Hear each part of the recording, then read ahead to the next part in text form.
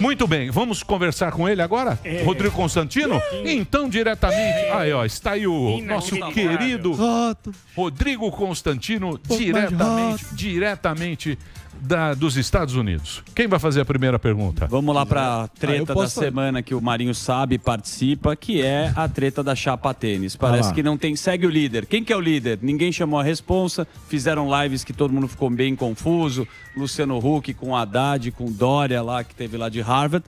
E aí eu te pergunto, meu querido Constantino, quem é o líder da chapa tênis ou a chapa tênis acabou? Não tem mais ninguém. Não tem.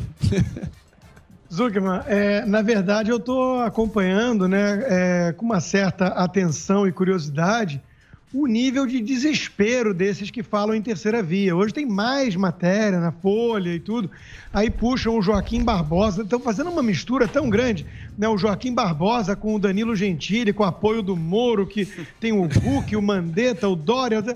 Na verdade é o seguinte, é desespero, né? Por que é desespero? Porque nenhum desses balões de ensaio está emplacando, né? E por motivos óbvios, porque eu já disse aqui a minha análise e repito, enquanto houver uma ameaça concreta da volta do petismo, olha o que está acontecendo com a Argentina, gente. A Argentina tem os piores resultados da economia, as liberdades estão indo para cucuia, não poupou vida nenhuma com a ciência do lockdown, né? A Argentina foi para o saco, já está caminhando a passos largos rumo à Venezuela. Já entrou no índice de miséria em 7º colocado, que soma o desemprego junto com a inflação, que é o fardo sobre os mais pobres. Então, é o modelo que o Lula defende. E por uma histeria produzida, né, para derrubar o Bolsonaro, né, a pior coisa que já aconteceu no Brasil, genocida, esse discurso todo que não convence ninguém sério, né, uma coisa é crítica, outra coisa é essa histeria. Né? Essas pessoas estão caindo no colo do PT, estão passando pano para Renan Calheiros.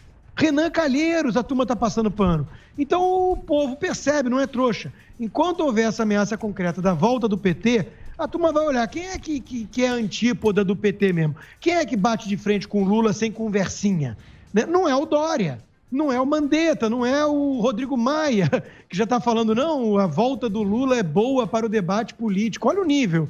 Né? Então, as máscaras estão caindo desses pseudo-liberais, que no fundo, são tucanos, né? Alguns alaranjados, outros com rótulos de MBL, o que quer que seja, mas quando desce do muro, desce sempre do lado esquerdo e no colo do PT. Então, nenhum nome desses vai vingar, essa é a minha análise. Né? Então, Rodrigo Constantino, eu tenho aqui, do grupo de WhatsApp. Certo. É do grupo de WhatsApp. Sem problema. Para a reflexão de vocês que estão aqui. Manda bala. Você, meu querido Marinho, você, meu querido Constantino. Até Samidana aqui está para você respeitar o grupo de WhatsApp. Que é importante também. Tá construindo respeito. Exatamente. Para a reflexão de vocês. Mandrião foi eleito com 57,8 bilhões de votos. Sim. Certo? Ninguém contesta. Mas de 31 milhões se abstiveram de votar. Mais de 11 milhões de votos foram brancos e nulos. Quase 100 milhões de eleitores se negaram a votar no PT. Essa é a resistência potencial à volta do calango. Correto? Correto. 100 milhões. Qualquer cenário de candidatura que coloque em risco essa possibilidade será visto com desconfiança. Certo? Certo. Ciro está na meia esquerda. Tá lá o Ciro. O Ciro está na meia esquerda trabalhando a candidatura, buscando ganhar confiança. E ele está proclamando PT nunca mais, certo? João Santana. Marinho, você é articulador da chapa tênis. Sim. Você está lá com o MBL. Vocês estão procurando ali um caminho. Velho. Será Estão me usando, será que Cirão vai se colar a Kataguiri? Ao nosso querido Marinho. Não duvido não, hein? Nosso mamãe, falei. Será que esse não é o caminho, meu querido Constantino? Eu pergunto a você, baseado nesta simples meu nome foi citado, meu nome foi citado mais de uma vez. Se puder fazer uma é uma abstração. É uma provocação. O que você acha? Obviamente não. Todo mundo acha que é mentira, não tem nenhum cenário que isso vai acontecer, mas vamos dizer que sim. Repare bem. Mas o convidado é o Constantino, então salve Consta, fique à vontade aí, comenta aí, depois eu faço A complementação. Não, beleza. Assim, eu percebo uma certa movimentação nessa direção. Né? Eu dou 2 exemplos aqui. O Renan Santos, do MBL, escreveu um artigo chamando o Ciro Gomes de um desenvolvimentista. Ele tem críticas, mas já dando um jeito ali de normalizar alguém como o Ciro Gomes, que é o quê? É um radical, o PDT recebe dinheiro da China, tá no Foro de São Paulo, a rosinha que ele oferece é o símbolo da Internacional Socialista, fora a retroescavadeira e o que ele fez no Ceará. Quem é do Ceará conhece a família Gomes. Né? Então, assim, é bizarro tentar normalizar alguém como o Ciro Gomes, porque odeia o Bolsonaro. E o Carlos Andreasa escreveu no Globo ontem, uma coluna, dando um jeito também de normalizar. Eu estava apenas fazendo uma análise do cenário, ele alega, né? Então ele fala ali que o Ciro está tentando ocupar esse centro e que vai ser difícil sustentar, porque ele tem os arroubos e tudo mais. Mas no fundo, ele está dando um jeito ali de suavizar bastante a barra do Ciro, inclusive que ele chama de centro-esquerda. E se alguém escrevesse uma coluna daquele jeito em relação ao Bolsonaro, com aquele tom, ia ser chamado por ele de bolsonarista. Então eu acho que todo mundo está virando cirete aí. Eu estou vendo um bando de cirete saindo da toca, porque perceberam que entre esses nomes mais moderados, né, da centro-esquerda, porque são centro-esquerda, mas são mais moderados, né, os tucanos e tudo mais, não está vingando. E o Ciro tem algum apelo maior. O Andreasa diz que ele tem projeto de país, né? O projeto de país dele é terrível. Né? Então, assim, todo cuidado é pouco com a tentativa, com o esforço que a gente vai ver de normalizar figuras como o Ciro, como o Renan, estão fazendo agora na mídia, abre os jornais, estão aí, né? O discurso, você pode não gostar do Renan, mas o discurso foi bom. Um discurso que mostra o destemor do Renan. Olha o nível! Essa gente enlouqueceu. O fenômeno bolsonarismo, né, tirou um monte de gente da toca. As pessoas perderam a capacidade de raciocinar. É política, meu querido. Política. Candidato, agora, meu amigo. Candidato é assim, tem jeito.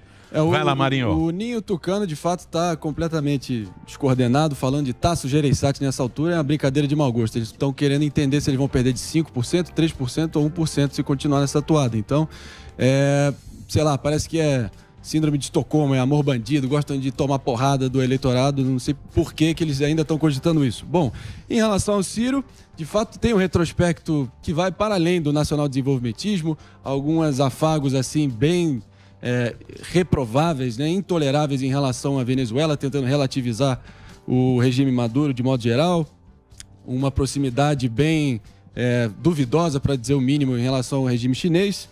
Então, e ainda trouxe agora o João Santana, que foi o grande artífice, o grande idealizador do projeto Dilma presidente. Então, isso também descredibiliza qualquer esforço dele, na minha opinião.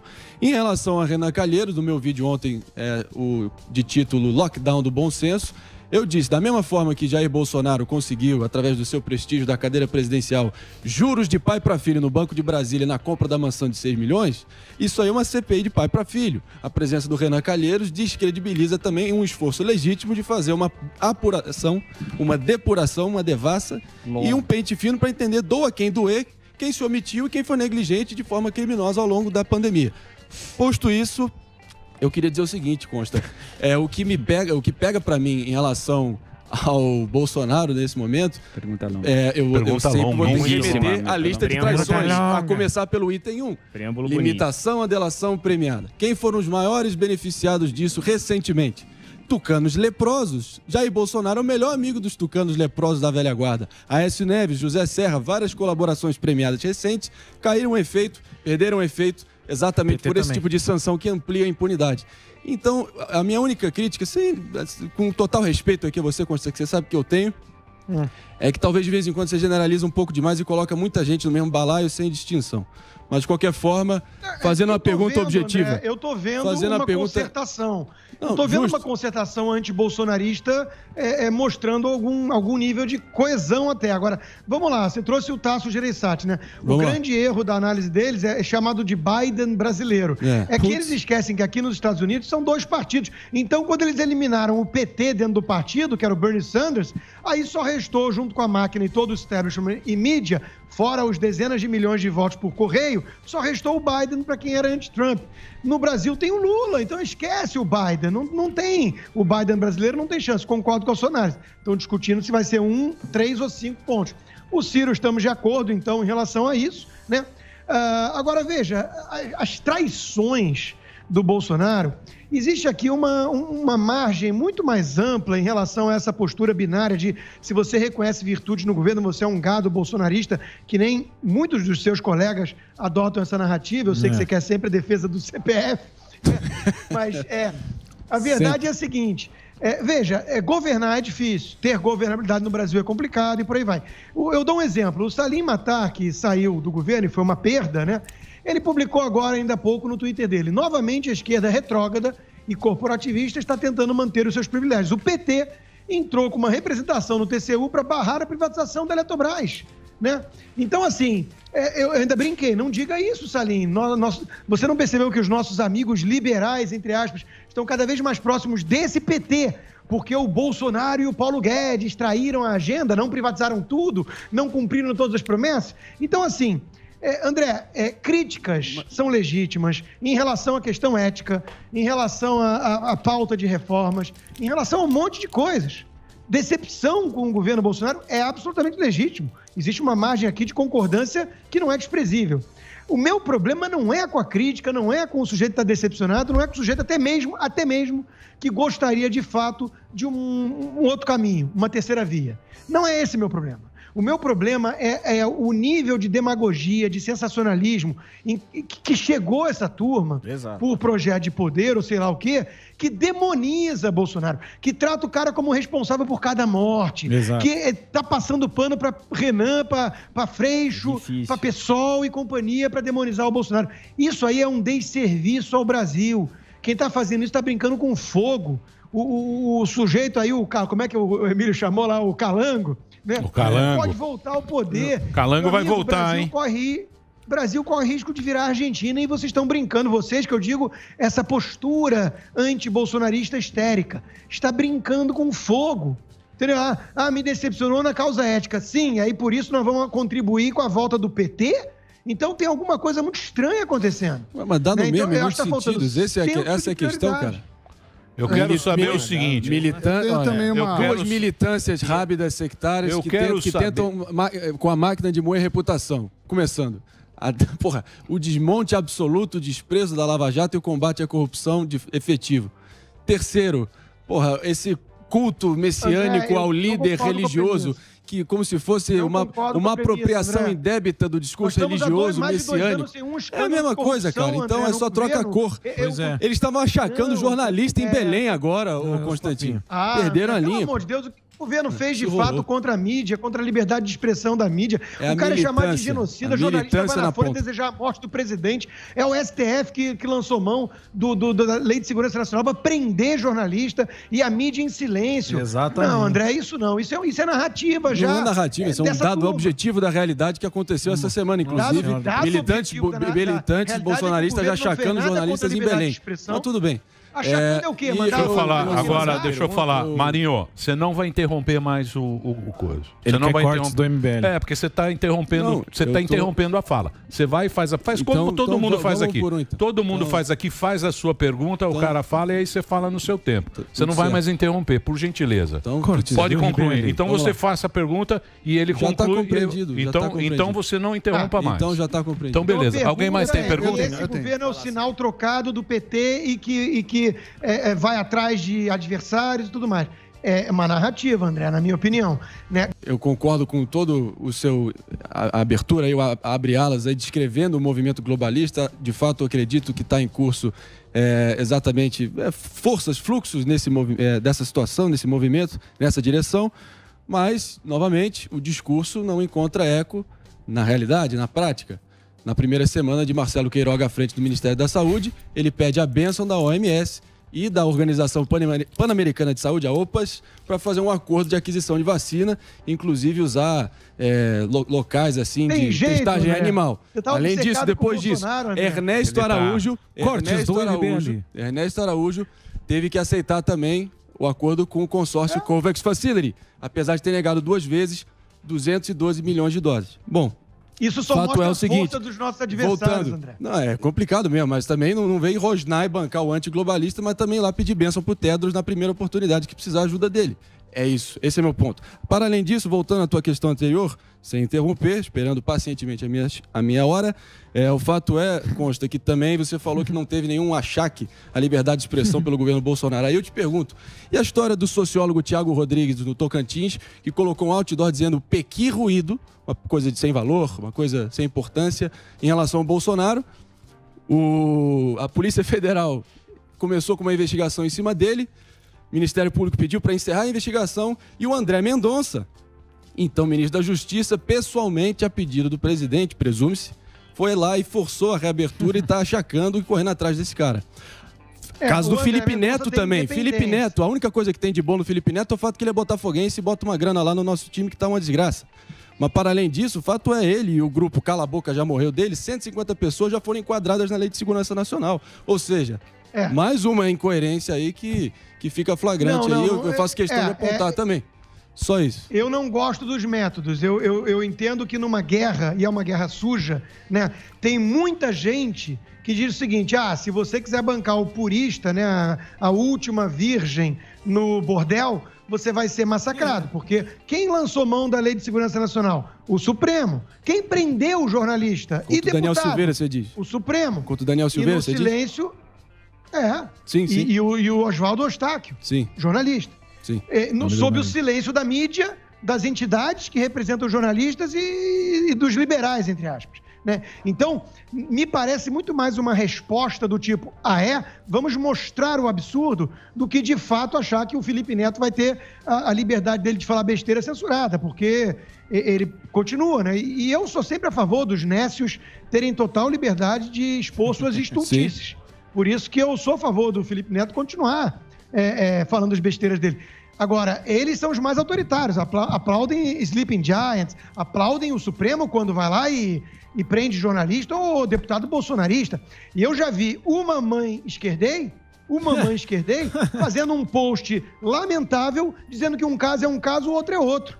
Defendendo o Boulos, falando que o Boulos foi perseguido pelo governo.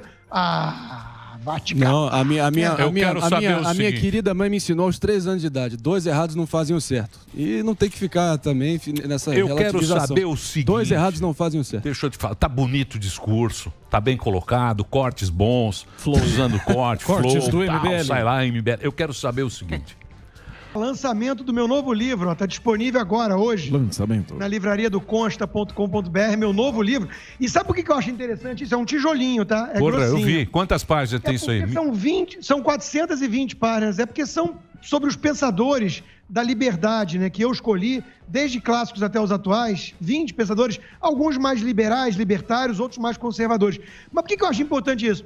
Porque eu adoraria ficar com o André, né, numa noite regada a um vinho, né, fumando um charuto, batendo um papo sobre a filosofia liberal e tudo mais. E eu concordo com ele, 2 erros não fazem um acerto. Concordo.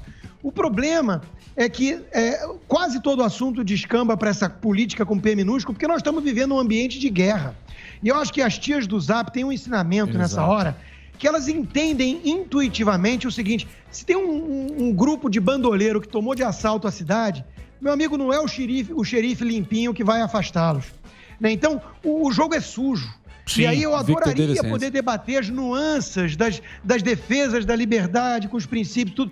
Mas, no momento, nós temos uma outra prioridade, impedir o Brasil de virar a Venezuela. Calma, então, Constantino, você está muito nervoso. A Venezuela que está dando oxigênio pra gente, cara. Olha lá, a Venezuela está dando oxigênio pra gente. O que acontece... Junto com a Venezuela, o real desvalorizou tanto quanto a moeda venezuelana. Olha lá. A Venezuela está melhor que a gente.